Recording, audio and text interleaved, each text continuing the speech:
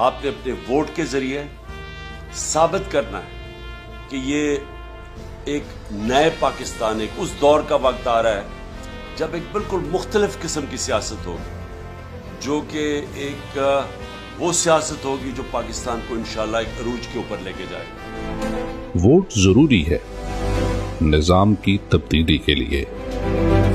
Vote जरूरी है mafia सरकार से आजादी के लिए।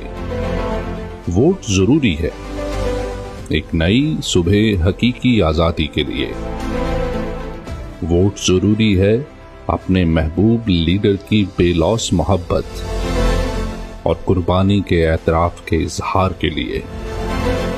वोट जरूरी है अपनी नस्लों की बका के लिए, मुल्क की सलामती के लिए। याद रहे, वोट का सिर्फ इस्तेमाल ही काफी नहीं, इसे माफिया की धांधली के मंसूबे से भी बचाना है। इसलिए अपने वोट पर कड़ा पहरा देना है।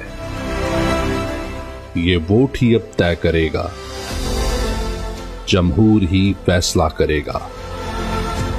मुल्क में राज इंसाफ का होगा।